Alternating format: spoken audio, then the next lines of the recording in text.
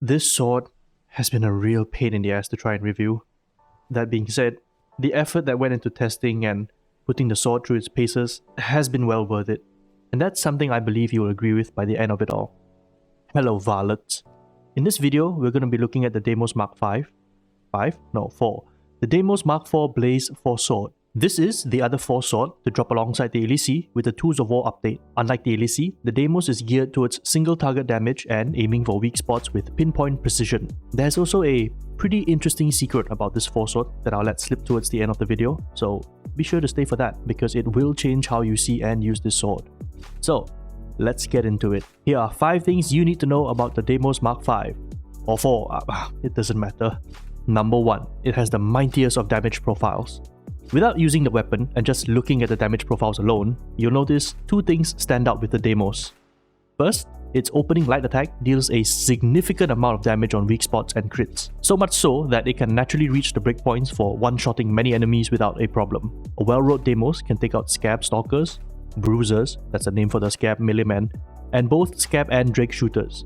Not to mention take out Poxwalkers in one hit. The next thing you'll probably notice, and raise an eyebrow while looking at, is the second heavy attack damage profile. The damage figures can reach well into the thousands on a critical weak spot hit, and regular weak spot and crits can deal over 700 damage. Based on damage profiles alone, I think this heavy attack is the most damaging heavy attack in the game, without any special activations as of this recording.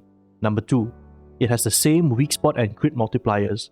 Like the other 4 swords, the Deimos shares the same weak spot and crit multipliers across its attacks and the different armor types. That means even body hit crits can count as headshots, so adding more crit chance adds a level of forgiveness to your attacks if you somehow miss hitting the head or weak spot against your target, which, given its attack patterns, should be pretty rare.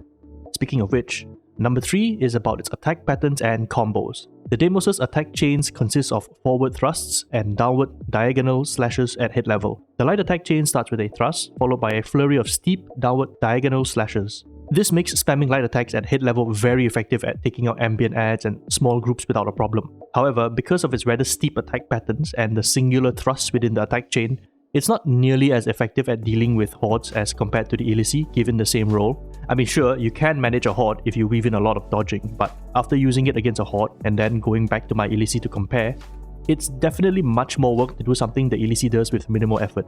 Its heavy attack chain consists of a heavy downwards diagonal slash followed by a pinpoint heavy thrust, which, by the way, can skewer up to 2 targets. Now, for the combos.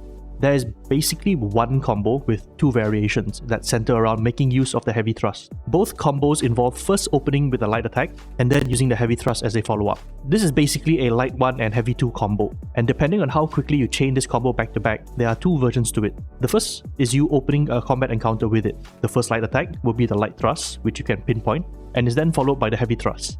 This version is the most damaging of the 2. If you continue to fight after this opening combo, every combo after until your attack chain resets will be a light downwards diagonal slash instead of the light thrust. This does less damage than the thrust, but is much quicker to chain into the heavy thrust. Keep this in mind so you don't end up missing your hits or forgetting the attack sequence. Number 4. Build recommendations. Those of you who have watched my previous weapon reviews would probably know that the build recommendation usually falls on the 5th point. While I try to make that the case, for this video there is an exception to that rule. Keep watching to find out. As far as build crafting for the Deimos goes, we have a good selection of choices, same as for the Elisi. In general, the universal can't go wrong always useful builds are similar to that of the Elisi.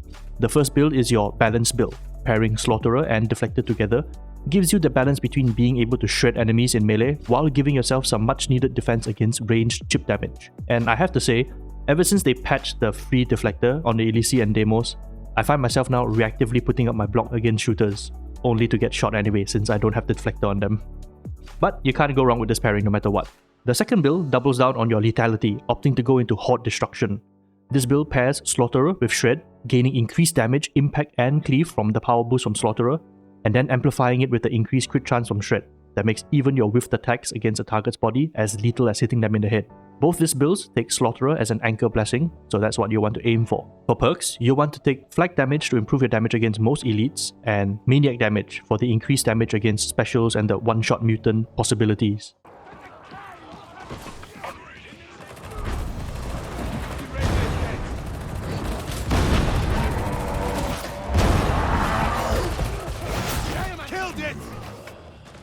This brings us to point number 5.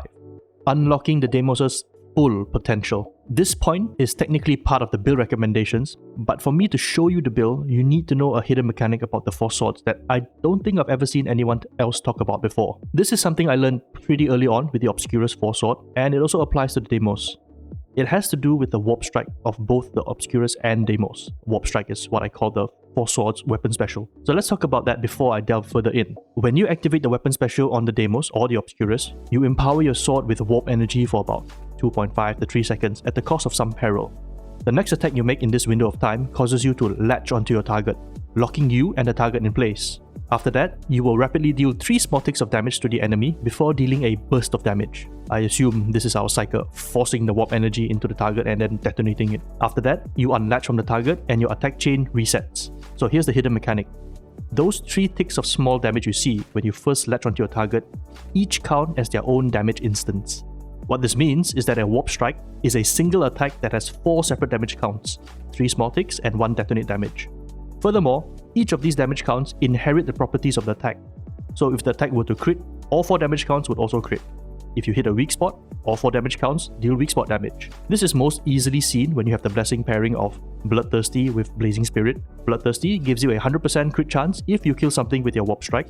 Blazing Spirit 4 applies 4 stacks of Soul Blaze to enemies whenever you land a crit. So, if what I say is true, then you should be seeing way more Soul Blaze damage after landing a hit with a Bloodthirsty Warp Strike.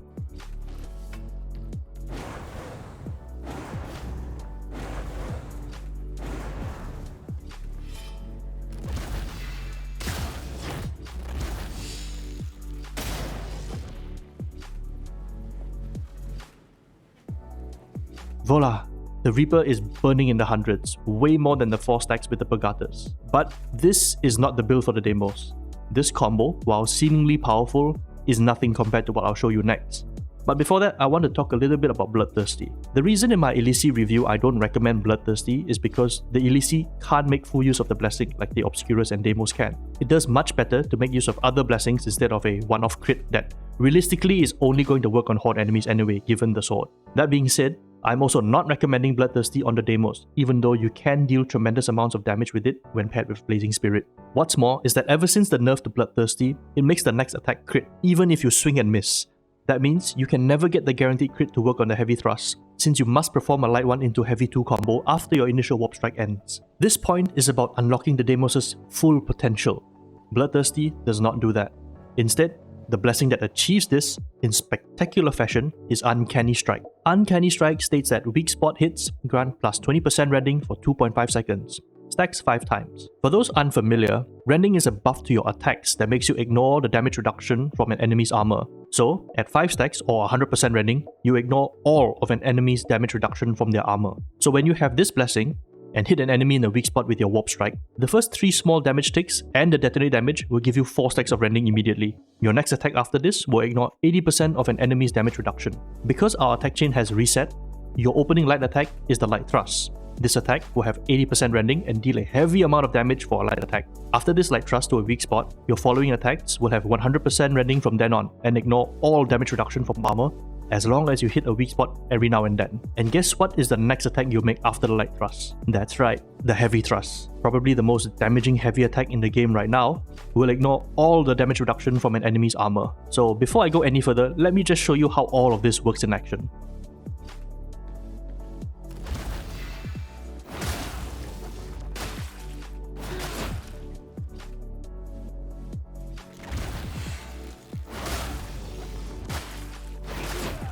With nothing else but plus 25% carapace damage and Uncanny Strike 4 on a decent Deimos, I can consistently 3-shot a Crusher on Damnation. If I fully buffed myself up, taking Warp Unleashed and getting 6 stacks of Warp Charges, I can nearly 2-shot a Crusher.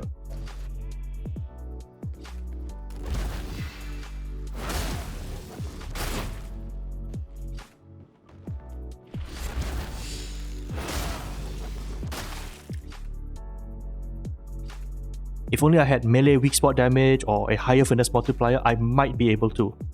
Of course, I can push up my peril further to increase my damage and have some stacks of rending beforehand to achieve the same result, but it's a lot less likely to happen in a live game. In fact, I think, and this is entirely theoretical because I don't have the roll to test it on, you can maybe one-shot a Crusher with the Warp Strike alone, if you have Slaughterer stacks up beforehand. So, the build for this is the Doombringer. You'll want Uncanny Strike and Slaughterer for the most versatile build that lets you deal with adds and treat crushers like paper. Similar to the previous builds above, Slaughterer should be your anchor blessing since you can swap out Uncanny Strike for Deflector if you don't want to use the Doombringer build. Though you could err on the side of caution and make Uncanny Strike the anchor blessing so that in the event Slaughterer ever gets nerfed too hard, your Deimos is still flexible enough to take on a different damage blessing while retaining its ability to destroy crushers. If you're still unconvinced by having Uncanny Strike, this blessing doesn't just help you with crushers.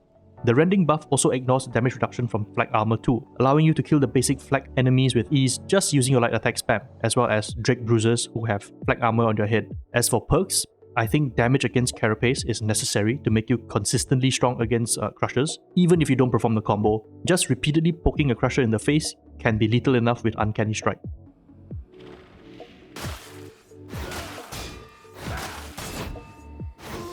The other perk can either be damage against Maniac for Specialists and the potential to one-shot muties, damage against Flak to be stronger against elites, or even melee weak spot damage, which would be my preference since it applies to everything. So, there you go.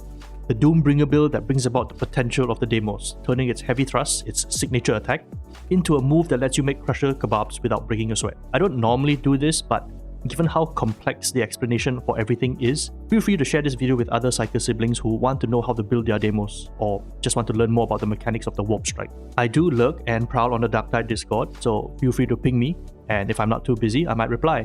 That is all for this video. I hope you enjoyed learning about this weapon, the secrets it holds, and how to unleash its potential. It's been a wild ride trying to get this review done with all the testing involved, and now I need to go back to farming because I'm broke, going back and forth from Hadron to change my blessings. Thank you all for watching, and I'll see you in the next one. Violence.